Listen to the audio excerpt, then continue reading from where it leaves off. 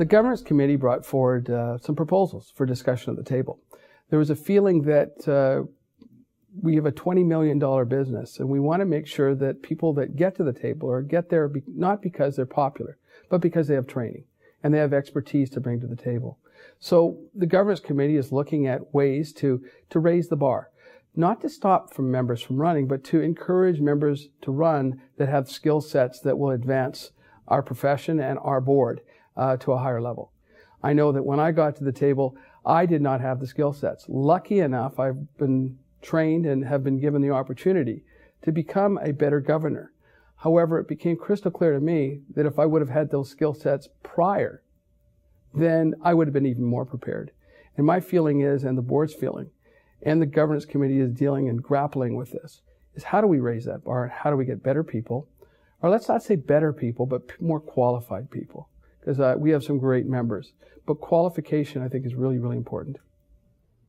We had a discussion at the table about diversity, something that's really, really important, something that we're seeing a lot throughout North America and something that we're grappling with. Last year, the governance committee brought forward a proposal that we would have diversity in all of our committees. But what does diversity look like? This has been the challenge that we've been dealing with. We're talking about the ability for people to have different opinions on different issues.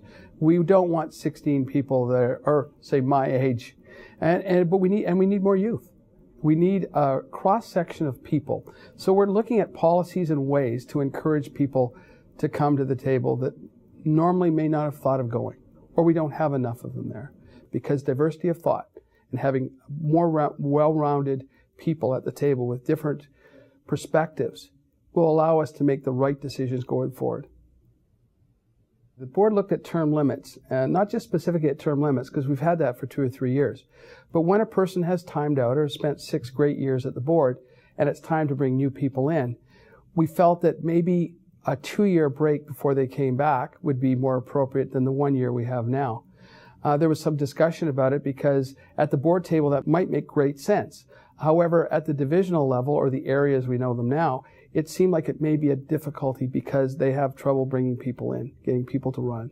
So the board felt that we would send it back to the governance committee with the recommendation that a 2-year at the board table for the real estate board might be a great idea, but in the areas we wouldn't want to maybe have that same policy. So we looked at the CEO evaluation.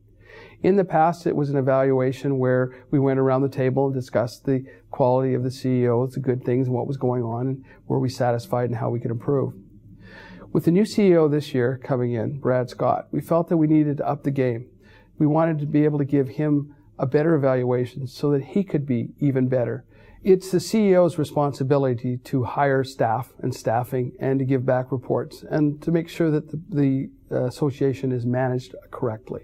It's our job to make sure that we give him good direction, and that's what we do in the evaluations. The evaluations are to improve the quality of what the members receive. So we've actually broken it down to 3 evaluations. We're going to do a mini evaluation. We're looking at, say, September each year. And in that evaluation, we'll give the CEO an idea of where he sits based on what our strategic plan is and what our expectations are. And then we're going to do a evaluation around Christmas time that'll look at the evaluation of his salary. So that every year we look at the salary to see what is going on in the community and how he has achieved the goals that have been set by the directors.